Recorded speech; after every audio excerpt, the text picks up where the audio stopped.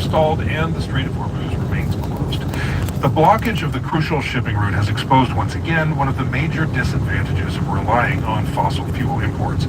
Another key disadvantage being, of course, global warming, both of which were addressed in Santa Marta, Colombia this week, at the first ever conference on transitioning away from fossil fuels, attended by a 59-country-strong coalition of the willing. The gathering followed last year's UN climate change conference in Brazil, which ended without agreement on how to ditch fossil fuels.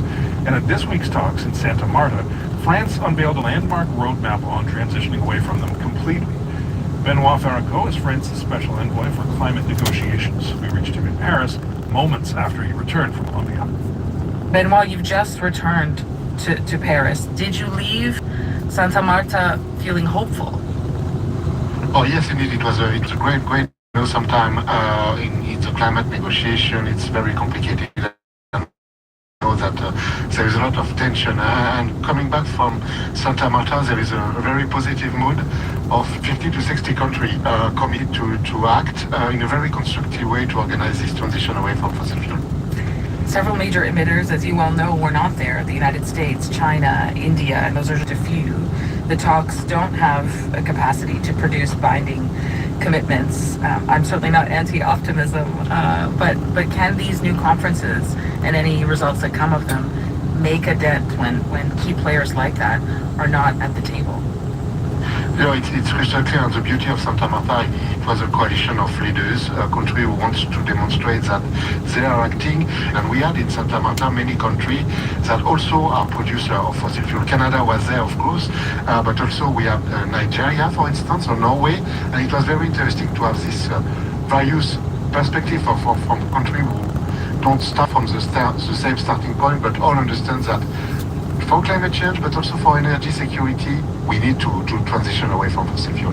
And what made this conference so different than the UN COP conferences that we've talk about every year?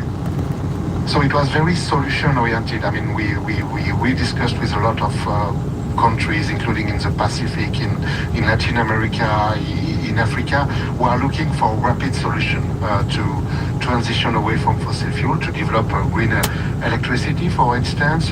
Even some are looking at nuclear power, and it was much more concrete than what we have often in the negotiation, where you still see the big bloc opposing themselves. France announced a plan to gradually wean itself off of fossil fuel usage. So no more coal by 2030, no more oil by 2045, no more gas by 2050. What are the key things, the most important things you have to do as a nation? All of that. It's a plan that covers both production and consumption. So on production, we have a ban of new permits for oil and gas and a decrease in order to phase out of production by 2030. We are developing electrification in electric transport. We are targeting to have 66% of car sales in 2030, which will be pure electric. We have also recently introduced a ban for gas boiler for heating system. The idea is to at every time present the solution. For the gas, it will be heat pump in the residential sector. For transport, it will be EVs. The Climate Action Network in France is saying, it's welcoming these targets, but also saying that this roadmap repeats commitments France has already made in one way or the other. Is this a new vision?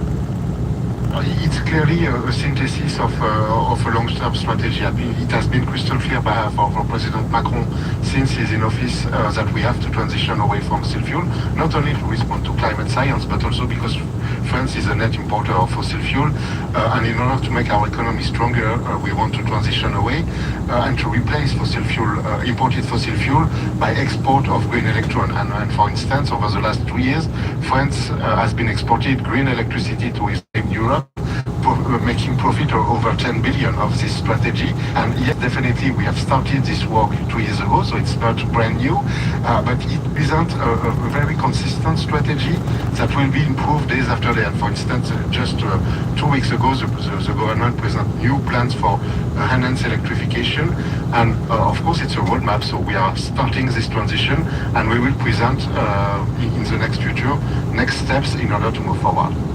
You mentioned the reliance France has on these kinds of imports is a concern. You are not a major producer, though, as we know. For many countries, including Canada, production is an integral part of the economy. Do you see a path where countries like Canada can realistically do what you're proposing?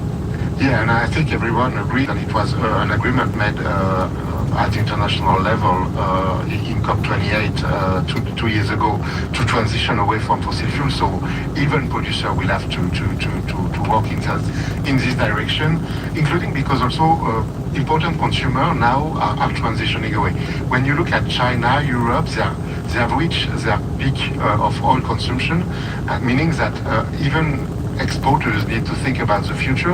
And I think there were great also conversation in Santa Marta, but also with other partners in terms of what can we do. For instance, developing green hydrogen based on renewable to be an alternative for those countries who have a tremendous renewable potential. And I know, for instance, that in Quebec, hydropower is super clean, super cheap, and super efficient.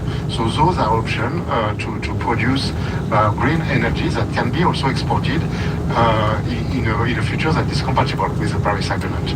As we talk about the ongoing closure of the Strait of Hormuz and the realities of the war in Iran, what kind of impact do you think it will have on countries deciding how to plan what they are going to do in the future, the kind of plan France has made? Do you think it will help or hurt those conversations? Definitely, because when we were in COP30 in Belém, it was complicated to bring a majority of countries wanting to engage in this discussion. But right now, after the war in the Middle East, we see upcoming or growing interest by a lot of countries, including in Africa, probably because, first of all, they suffer very hardly of this crisis. Prices of gasoline have doubled in some countries, and it creates a desire for the transition. But because also, I think everyone understands that there are more and more solutions to transition away from fossil fuel, which are reachable, which are at market, for instance. So I think it creates a lot of appetite, and for us, the idea also of this process is to try to bring rapid response to those countries who suffer of the impact of this crisis. We know that we have some countries in the Pacific who have declared energy emergency just because of the crisis, and we know have the tools and the means to support them in transitioning away faster than ever. That will also support their energy security and their independence. Benoit, I appreciate this. Thank you. Thank you so much. Benoit Farraco is France's special envoy for climate negotiations. We reached him in Paris.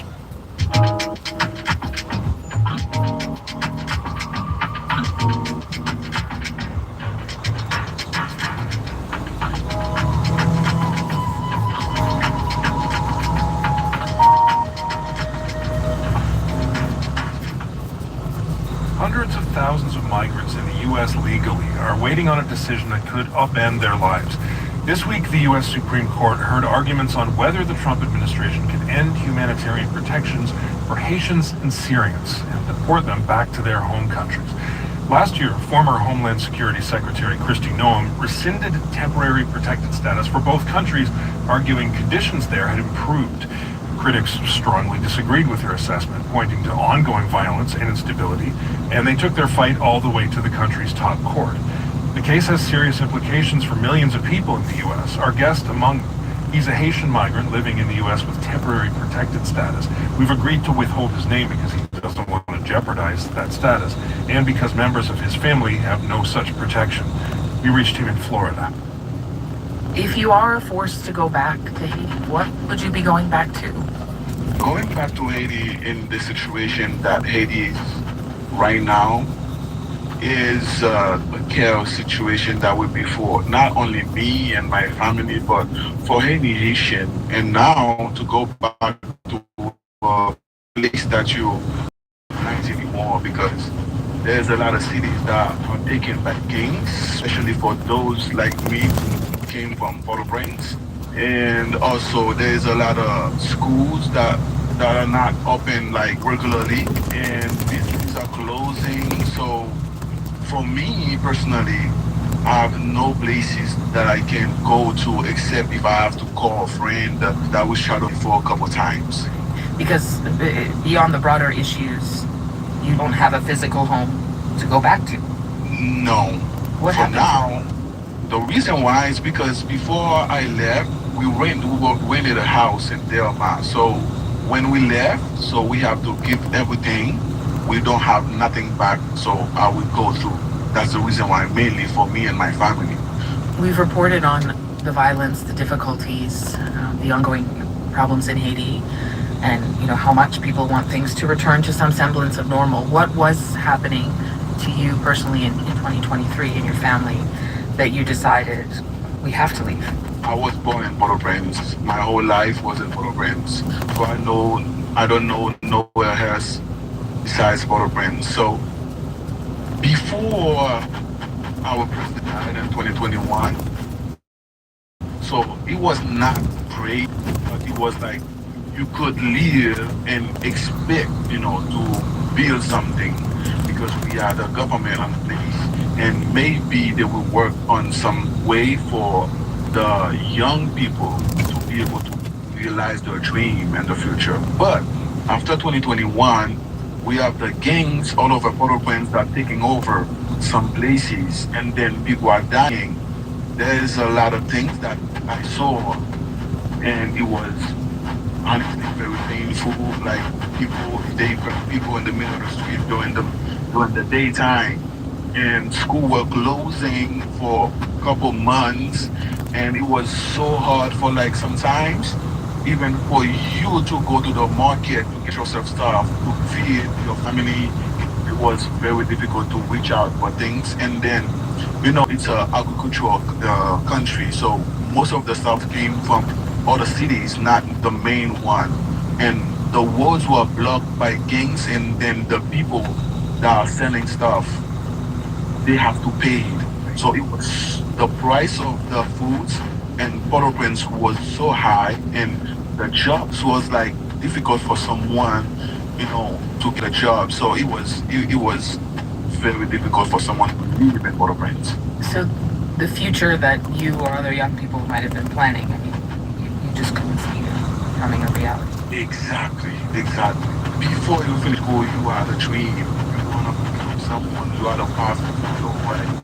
And then when you live in a country like Haiti right now, to become a doctor, to become a lawyer, to an engineer, it required you to be able to go to school. It required you time. It required your family to be able to cover for you, so that you can go to school and then learn to realize that dream. There's a lot of universities. There's a lot of places. There are schools that are closed, and still now we don't know when they will be open. So how are you feeling about this Supreme Court case? Have you been following the developments? I heard there will be an announcement maybe next month. They will tell us exactly what's going to happen. Situation. But we all